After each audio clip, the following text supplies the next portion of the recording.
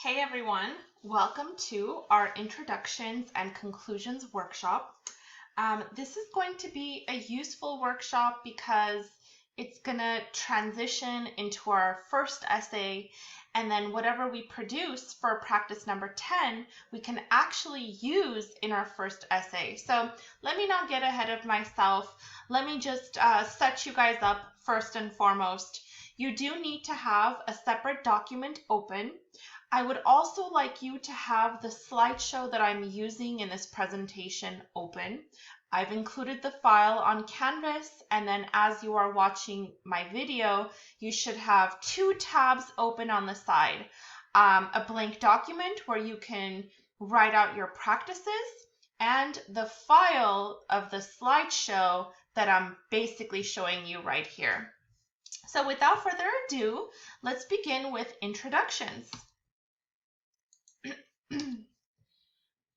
So I think the best way to introduce introductions is to introduce them as first impressions. It's a way to stand out. That's basically my first point here. It's a way to incite curiosity and interest in your audience. It's also a way to clarify context and like the issue itself, or context about the issue. And it's also your chance to be authentic and interesting, which actually goes hand in hand with standing out. So I think of it like a job application. When you apply for a job and you get called in for an interview, and it happens to be a very popular job, what are you going to do to stand out? Obviously your skills are important, but let's say, there's 100 other people who have the same skills and the same experience as you do. What's next? Maybe it has to do with your first impression. That's what you need to work on. You want to stand out by perhaps showing more enthusiasm for the job, or, drawing your interviewer in with something interesting about you that makes you a little bit more memorable. So there's different ways to write introductions, and in an essay, I would encourage you to think of an intro as your opportunity, a very small window to captivate your audience. If you don't do a good job captivating your audience, I hate to say this, but you're going to bore them. They're not going to be eagerly wanting to read your essay. So that's why I do think introductions are super important, and it is important to practice them. So here are the components of an introduction. First of all, we have the hook. Why do we call it a hook? Well, it's what draws a person in. It's the attention grabber. The reason why I put a sentence count here is because I often have students asking me how long sentences should be, like how long should the thesis be, or how long should the hook be, or even how long the essay should be. So I feel like having numbers comforts a lot of students. So just think of it this way. Approximately, you can captivate your audience in 3 to 4 sentences. If you end up doing the same thing in less or more sentences, that's fine. Number 2, the hook. After the hook comes the topic. And that's a major component of your introduction. It's the first time you are introducing the topic and the issue. It's the first time that you're giving us information about the big problem that you're trying to address in your essay. So when I say context here, it's very important. Like every single issue has context behind it. There's some kind of background knowledge that your audience needs to have. Don't ever assume that your audience is fully informed. You should always have the assumption that we don't have the full information and that it's your job to give it to us. And finally, I think you know this was coming, the thesis. And that's the last component of your introduction. It's your position. It consists of your claim and your rationale, or possibly rationales. Notice I put 1 or 2 sentences. I've seen really good thesis statements be more than 2 sentences, and I've seen a good thesis be 1 sentence. So It depends on the way that you choose to structure your essay. But these are the 3 components of an introduction that we will be practicing. So, if the first component is a hook and we're supposed to captivate our audience, how are we supposed to do that? So, there are several methods that you can use, but I put some of the main ones that I find pretty effective. There's number 1, you might want to ask an intriguing question. What's an intriguing question? It's a question that really gets people's wheels turning. It's a question that maybe might be unexpected. It's not going to be a generic question, like, I don't know, do you have a social media account? Like, that's not a very intriguing question. That's a very typical question. You want to ask a question that can maybe captivate your readers and get them to want to continue reading, because maybe it's going to lead to some kind of an answer or some kind of an opinion. You can also start with a powerful quotation. There's tons out there. Now, powerful quotes range from motivational quotes or quotes from the author or quotes directly from the text. It's really up to you. But one thing I do want to advise you on is the fact that a powerful quote that is in your intro, that is supposed to be your hook, is different from a quote that you're using in a body paragraph. A quote in a body paragraph is meant to be analyzed. A quote in an introduction is meant to just captivate interest. So it shouldn't be a quote that is too complicated and that requires further explanation. Number 3, maybe you want to start with the fact. And, who doesn't like facts? When I say facts, I'm also thinking of Snapple facts, because might as well, captivate your readers with a very unique fact, like how many spiders we approximately eat per year. That's what Snapple facts have. So maybe an interesting fact that is relevant to the issue might be a good idea for a hook. You can also begin with history. Now, if the topic you're writing about happens to have like a long history behind it, you might want to give us a little bit of that history. Obviously, history can get boring, so maybe you want to give us the main parts, the main interesting parts, and that could be another hook strategy. Another one that happens to be very popular with my students is an anecdote. So this is a little story, it's a little narrative, and anecdotes can be real life short stories or they can be made up short stories.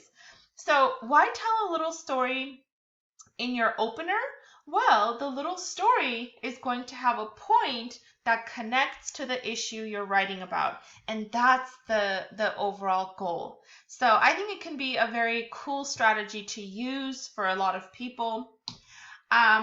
You can also create, I put an interesting image. It's basically using figurative language as your opener. And this is just through the use of descriptive language, like similes and metaphors and analogies. If you're into poetry at all, this might be a good strategy for you. And finally, who doesn't like a good joke? And maybe in your hook, you want to be humorous, you want to crack a joke, maybe you want to be sarcastic, maybe you want to be witty. You definitely want your voice to emerge. So the hook is definitely a place where you can use I. In fact, you can use I throughout your entire essay. Now, I hope these are enough ideas for you to work with. What we are going to do is I'm going to ask you to press pause, and on that blank document that you have open in the tab, write practice number 1. Then in the slideshow, please open up the slideshow, click on this link. This is going to give us the opening part of the TV show called Lost. It's from 2004. I would like you to watch it. It's only like 2.5 minutes, and then answer these 2 questions. What makes this opening scene so powerful? How does it capture the viewer's attention? And by how, I'm looking for details. So please give me at least 2 or 3 details that you notice in that 2.5-minute scene that is meant to capture our attention. That's practice 1. Now, we're ready to read some sample introductions. And I think a good place to start is, first of all, to know what the sample student, had to write about. So my sample introductions come from actual student writing, and they had to answer this question: analyze whether or not men or women are exploited in one media example. So they had the option of selecting a song, an episode, an ad, or a movie. Now, I felt like this student's introduction really stood out to me. Here it is. Let's read it together. I'm going to skip over the cuss words. If I hit it 1 time, I'm a pipe her. If I hit it 2 times, then I like her. If I heard 3 times, I'm a wife her. It ain't safe for the black or the white girls. G-Eazy was absolutely right in his song No Limit. It definitely is not safe for girls, black or white. In his rap lyrics, he casually addresses the different kinds of women he uses in his life. The category of slut versus wife becomes apparent. The sluts are there solely for the purpose of piping, and the wives are there for the purpose of wifing. It seems anywhere females go, they are met with men who are constantly trying to take advantage of them one way or another. The song No Limit casts light on this exploitation so nonchalantly and unapologetically that even women find themselves moving to the beat without realizing the cloud of disrespect and abuse that follows them around. I don't know about you, but I really liked the intro. I thought it was captivating, and it did fulfill all of the parts that I asked for. So I'm going to just list all of the hooking strategies that I went over in the previous slide. And then practice number 2 is I'm asking you, which hooking strategy do you think is being used in the paragraph above? So this is a student sample. Please read it again. Press pause on my video. Read it 1 more time. Read the hooking strategies. Identify which one you think is being used. Now, if you think a combination is being used, you can go ahead and identify 2 of them, but also explain why you think it's this strategy that the writer is aiming for. And after that, I'm going to have you guys then do practice 3, which again connects to this introduction. And I would like you to take a moment, reread the intro, and I would like you to identify this person's thesis. So maybe what you can do is make it easy for yourself. Identify what you think their claim is and what you think their rationale or rationales are. And that's going to be practice number 3. So let's go ahead, press pause, and complete the 2 practices. Now, I'm going to give you another student sample, and this is, again, it's from an actual student sample. They had to answer this question. Analyze whether a particular guy code is emotionally damaging for men. And my student wrote this paragraph. The terms man cave refers to a space where men can feel like, well, men. The beast emerges, and though women might roll their eyes and shrug, they cannot stop or tame this beast. He goes to his man cave with beer, watches his sports team with loud shouts, cusses when he wants, farts when he wants, chooses not to shower for days, and all because it makes him feel more of a man. You may be wondering, what's the appeal? Why is this space so important for men to act wild, reckless, and careless? The answer can relate to one of sociologist Michael Kimmel's guy codes called Take It Like a Man. Based on this code, a man is allowed to do as he pleases, when he pleases, and to whom he pleases. When responsibilities and duties get tough, he has to take it like a man. Some may interpret this rule as strength, but I call it a weakness. It is a weakness because it rewards selfishness in men and compliance in women. And again, do the same thing. Practice 4, which of the hooking strategies is being used? Practice 5, What is this person's thesis? Please press pause and complete both practices.